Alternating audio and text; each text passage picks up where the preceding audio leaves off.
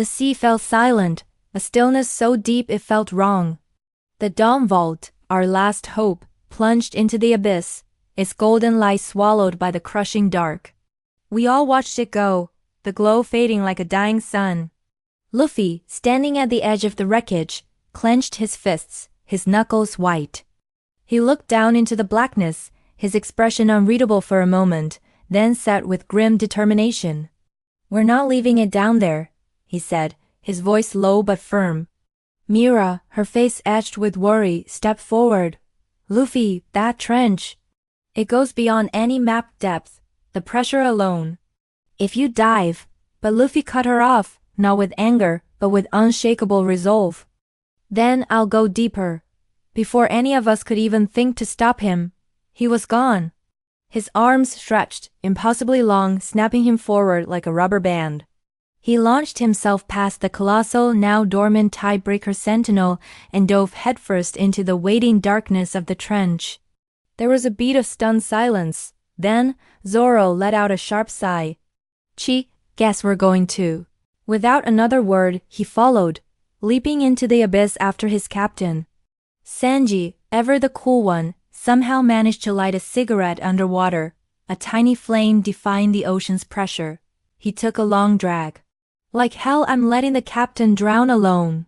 And just like that, the rest of us followed, one by one plunging into the unknown depths. The light from the surface vanished almost instantly.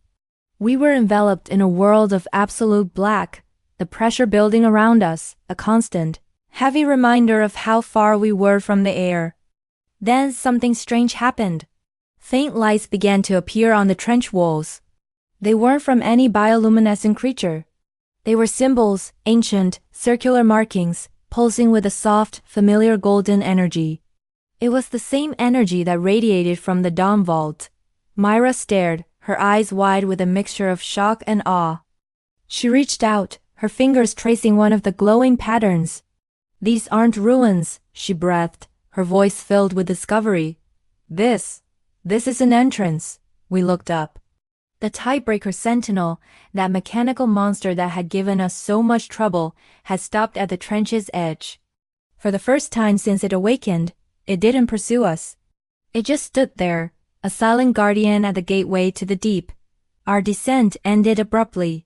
We broke through a shimmering, invisible barrier and emerged into a vast, breathtaking underwater cavern. It was a city, a hidden kingdom preserved within a colossal bubble of energy. Broken towers and elegant spires floated weightlessly in the water, suspended in time. Eerily beautiful statues of unknown warriors stood frozen, their stone gazes forever directed toward the surface world they had left behind. And there, at the very center of this impossible city, on a pedestal of colossal size, was the Dawn Vault. It rested peacefully, its golden light now soft and inviting. Usopp, his voice barely a whisper, summed up what we were all feeling. "Guys, I think this place is watching us." As if on cue, a deep, resonant voice echoed through the chamber, seeming to come from the water itself. "Those who bear the will of dawn. Step forward." The water before us parted, and a figure made of pure light materialized from nothing.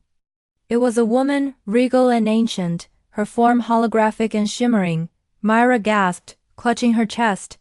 That's Queen Lysera, the last ruler of the Sunken Kingdom."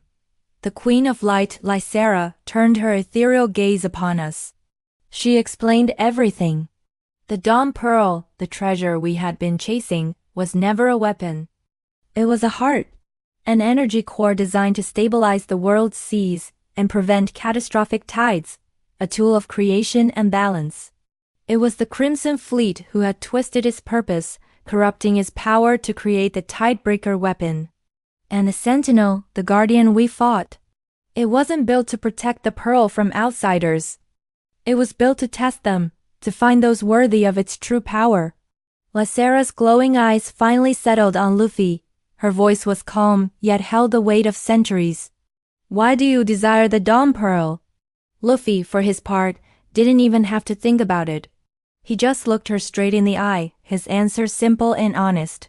"I don't," he said. "But I won't let bad guys use it to hurt people." A profound silence filled the ancient chamber. Then, the entire city began to glow brighter, the light pouring from every stone and every symbol. Up above, far above the trench, a new shadow fell across the water. The flagship of the Crimson Fleet had arrived. On its deck stood their leader, Admiral Kale, a man with a cruel smirk and eyes that gleamed with avarice. He watched the energy readings on his console spike. "Good," he sneered. "The straw hat opened the path for us." Down below, as if answering his call, the Tidebreaker Sentinel slowly moved aside, revealing the open maw of the trench. The path to the Sunken Kingdom was now clear. Back inside the city, the Dawn Vault began to unlock on its own. Intricate panels slid away, revealing a core that pulsed with unimaginable power. Lysera's holographic form grew fainter as she whispered, "The final trial begins." Above, the Crimson Fleet began its descent. And in the heart of the ancient city, facing the unfolding power of the Dawn Pearl and the approaching enemy, Luffy just grinned. This was going to be fun. Thanks for watching, everyone.